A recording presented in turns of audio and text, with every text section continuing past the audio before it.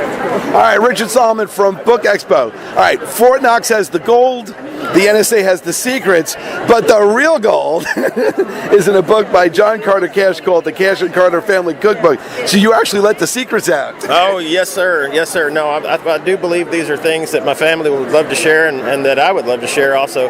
Very diverse array of recipes, family recipes, southern recipes, and also recipes from around the world, everywhere from Cuba to Italy. A diverse palette. If you have one, you could pick from this cookbook, or if it more focused on a certain cuisine, it's all in there. It's unbelievable. Now you must have met some of the most interesting people ever. I've definitely met some interesting folks, but I think every day I meet interesting people, so I'm glad to be where I am right now. Now, did your parents have a lot of people coming over the house and bringing recipes and cooking and doing that kind of thing? Yes, some, but I learned to cook when I was 9 or 10 years old just because I loved it, and I learned to bake, and I wanted to, I was excited about it. Spent a lot of time in the cookbook, learned how to make Southern-style biscuits, cornbread, whatnot. I still make it, on a regular basis, but I also, make French-style seafood pasta all the way to vaca frita, which is, a Cuban dish, and so, it's basically, and also there's wild game recipes in there, venison, and even a traditional Brunswick stew, which was made with squirrel and rabbit. Of course, I put in there, you can make it with turkey if you want. Well, New York has plenty of squirrel. Oh yeah, and pigeons, man. Yeah. So tell me, you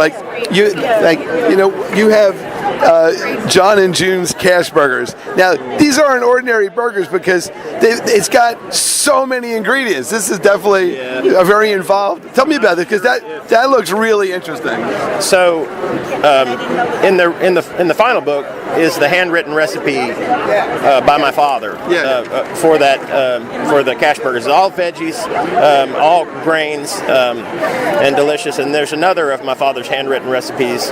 Two things that he himself made on a regular basis that are in here. Also, there is my version of his chili. He taught me how to make chili, but I've modified it slightly through the years. What was the difference between his recipe and your modification? He used whole cuts of meat. Yeah. I used ground meat, and I used nothing but venison. But anyone could use beef or turkey or whatever one would choose, or make it without meat based on the recipe that's in the cookbook. Now, okay, your parents, did your mom make one set of food and your father another? Different houses, sometimes the dad's the pancake master and mom is the omelet person. My father made chili, and he loved deep fried foods. He loved Southern style foods. He loved everything, simple foods like peanut butter, big spoon of peanut butter. But he also fried chicken was one of his favorite foods, and chili. So and he would in the cookbook is cornbread and buttermilk, and that was his favorite nightly snack. He would always have a glass of buttermilk with cornbread. Okay, so tell me about this. This is the Cash family cornbread. Now, cornbread is just, when it's made right, it's unbelievably delicious. And comforting. It's so much about the skillet. It really is. It's about either age your iron skillet well, or find one, or it's been with you for 30 years like mine. But and it's also, there's no sugar in traditional Southern cornbread. Because the corn makes it sweet on its own. Yeah, exactly. But lots of cornbread has sugar in it around the world, but not in the South. Now this Brunswick stew, this looks, just the picture alone looks amazing. Yeah, and that's my Brunswick stew. It is, sort of my own creation and it's, it's based on the traditional recipe, a tomato-based broth with lima beans and corn and hominy, and of course made with squirrel and rabbit at my house if I have it. If not, make it with turkey, and so it is one of America's oldest dishes, actually, Brunswick stew. So I got to ask you, what does squirrel taste like? Don't tell me it tastes like chicken, because I'm sure it's got a more gamey taste. It tastes like rabbit. Tastes like rabbit. Okay. Well, you got me stumped on that. But is the meat thin? No. What you would do is you would parboil a squirrel, and so as you would any animal, you parboil it off the bone, and you pull the bones out, and you cook it. Use the broth from the parboil to make the rest of the Brunswick Stew. Very cool. Now, Cuban-style slow-cooked beef. This looks like a simple but great recipe.